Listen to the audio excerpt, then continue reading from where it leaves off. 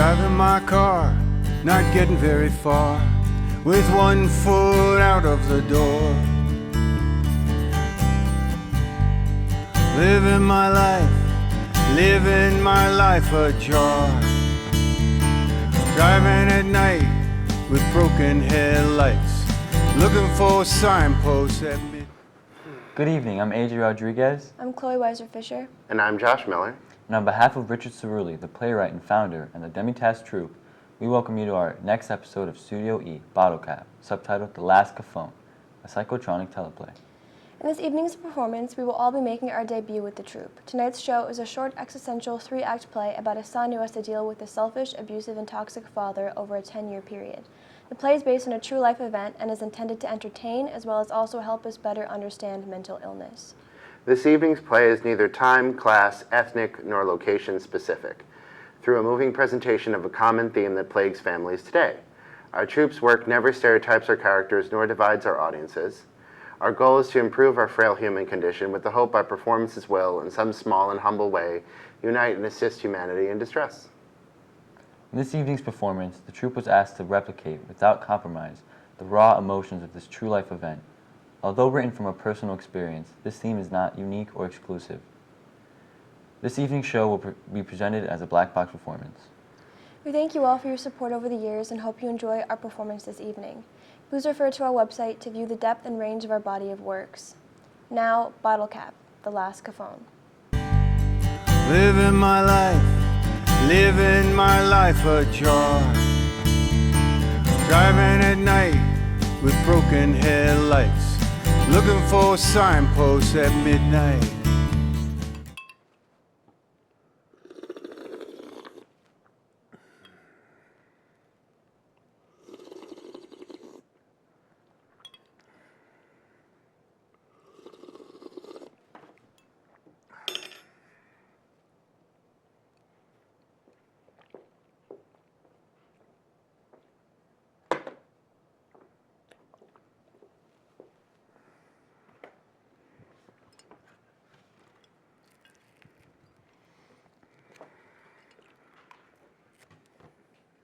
Hello, Father. I bought this little gift for you. I know how much you like wine. Would you like to share a glass of wine together? Is this the best you can do? You're such an Indian giver, bringing me a bottle of wine and expecting me to share it with you? Self-serving. How can sharing be selfish? Why are you here? Are you in some kind of trouble with the law or something? No, what? I've never been in any kind of trouble with the law. So then why are you here? I just thought we could share a glass of wine together, break some bread and just talk. Sorry, son. This is no good. Fend for yourself. I hope you enjoyed the wine. So why are you here? Don't you have a life? Why shouldn't you be with your own family? I am with family. So then why are you here? Did you receive an invitation? I mean to ask for a favor. You mean a self-serving gesture? I always return a favor in a gesture. Look, spare me your wise-ass college talk. What do you want?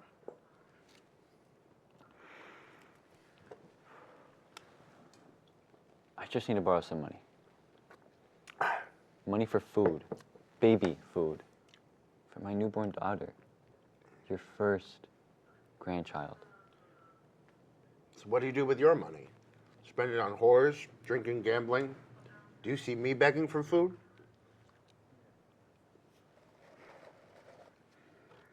I pay rent, living expenses, car payments.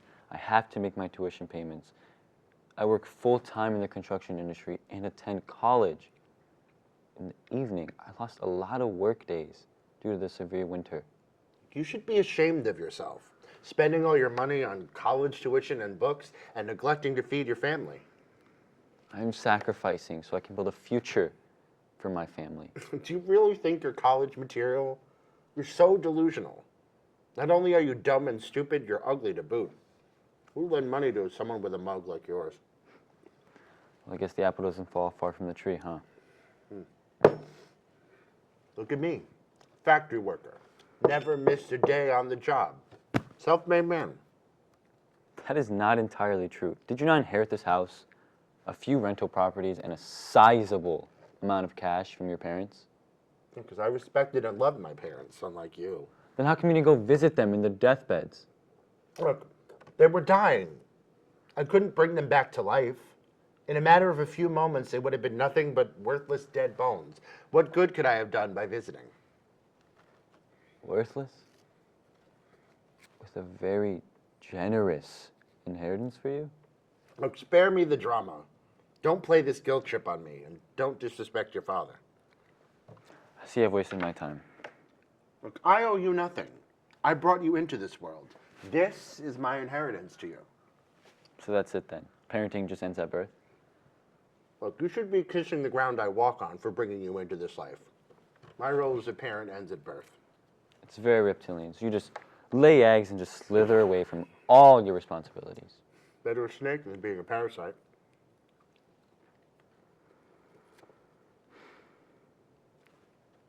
Could you at least spare some leftovers? Yeah. These are for the dogs. You can see your way out.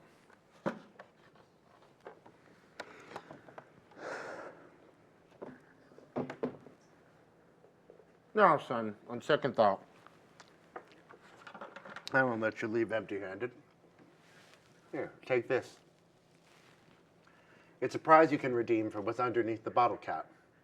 Maybe it may be enough to cover the cost of that cheap wine. Money that would have been better spent on baby food. So, son, lesson learned. No good deed goes unpunished. Now leave you each of a son.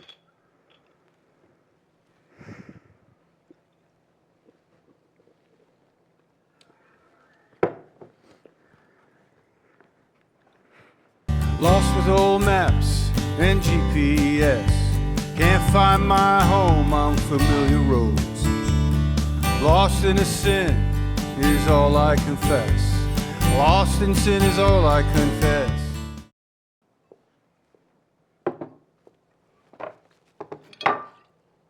Bon appetit. Excuse me. Ralph, I can't believe what I just saw. How could you be so cold and heartless to our oldest son? Why wouldn't you help him with his school tuition, his books, and food for his family? Why do you deny him help with his medical condition, knowing he is recovering from a life-threatening illness? Just get me more food.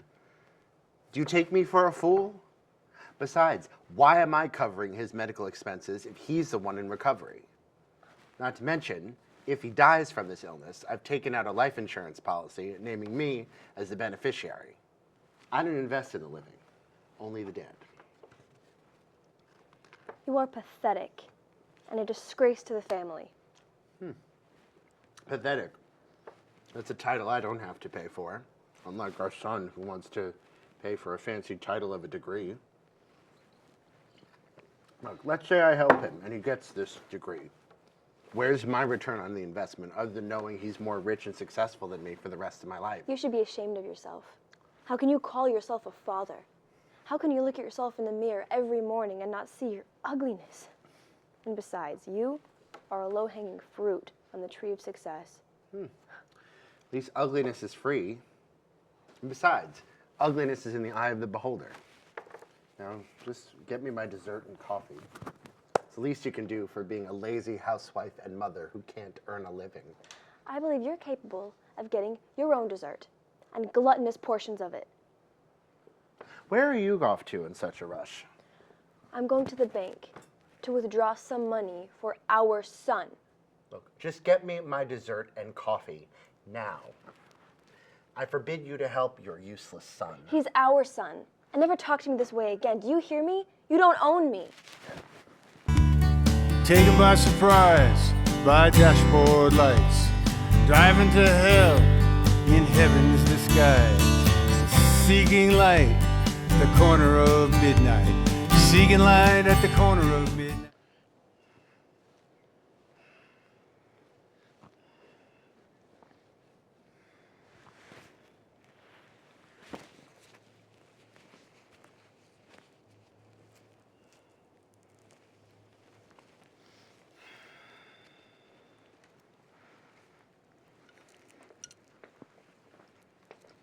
Father, what a surprise.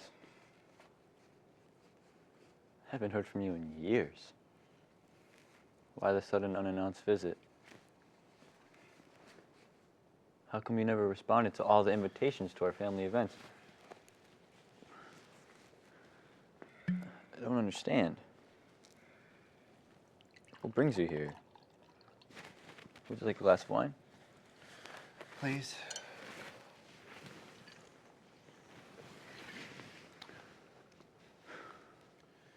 It's good vintage. Do you like it? It's from one of the best vintners in Abruzzo. I've had better. You never developed any class like your father. So, Father, what's the reason for this visit? Are you in some kind of trouble with the law? Son, I need your help. How so? Please explain. Well, son, after your mother left me, she filed for divorce on grounds of infidelity and took me to the cleaners for that cultured snob. My life went downhill. I lost my job at the company because they outsourced their operations. Damn bean counters, miserable parasites. They don't care who goes hungry.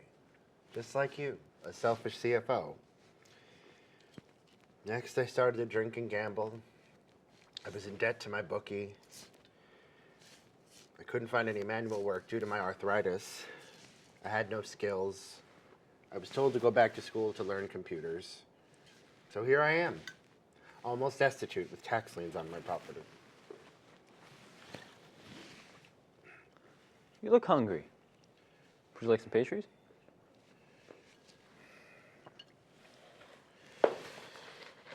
They're prepared by the house staff.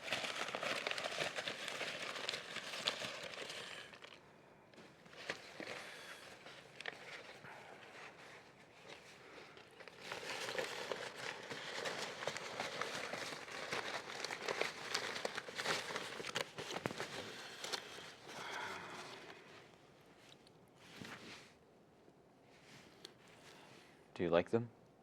Okay. Sorry to disappoint you. Oh, son. Will you help me? To be honest, all you said, they sound like self-inflicted wounds. The drinking, the gambling, whoring it up. You can really only blame yourself for your station in life. So will you help me? After all, you helped pay for your mother's honeymoon trip to Italy. So won't you help me? First of all, Mom is very loving, caring, and generous. Words you probably have never heard in your life. And second of all, I merely paid her a pittance for all she has done for the family. Son, perhaps you don't understand. I'm not here to beg you, but merely to redeem all I'm owed. See, this house in a fancy zip code, your fancy business title, your fancy college degrees, the cars, you owe all this to me for all the good I've done for you over the years. So now I'm just here to collect what I'm owed. Do you understand? You know what? You're right. I owe all of this to you for all the good advice you've given me. I would be such an ungrateful son not to return all you're owed.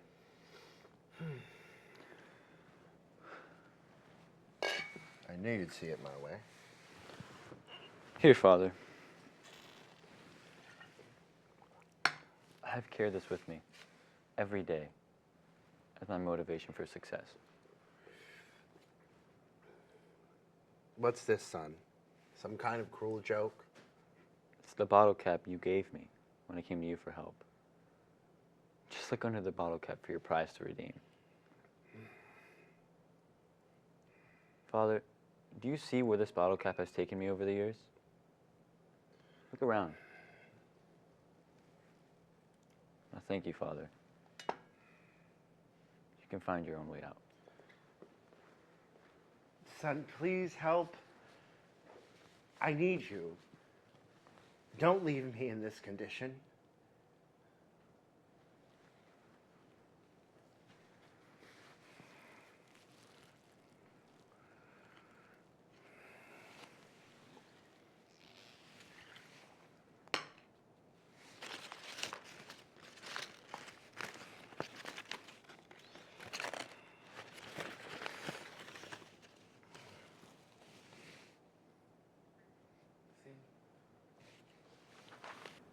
We hope you enjoyed our thought-provoking performance this evening, presented in a black box format.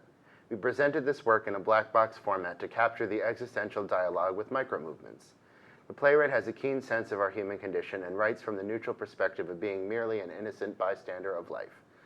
Our Studio E existential performances focus on our lives' micro-events that have such far and deep-reaching impact on our lives, for better or worse, and we are many times unconscious of how they have impacted us. The thesis of our work is to illustrate that it is how we interpret and frame these events that will determine if we have the strength and dauntless inner courage to challenge them and rise above them, to reach our higher selves, and to remove our dark emotions that follow us like shadows, and to be the best we can be. We are in no way placing judgment on the father's character, but rather to show he is also a victim of his own insecurities and feelings of being a failure, and looking at his life as futile, without purpose, who is unable to honestly address his shortcomings on both a conscious and subconscious level, believing attacking his son's accomplishments will bring him down to his level, as opposed to working to elevate his own position in life. The son clearly sees this as an existential approach to dealing with his father's toxic behavior. To quote the Beatles, he's a real nowhere man, making all his nowhere plans for nobody. And isn't he a bit like you and I? On behalf of the playwright and the troupe, we thank you for all your support and hope our performance this evening will have a positive impact on your life. Please feel free to check out our website to review our diverse body of performances.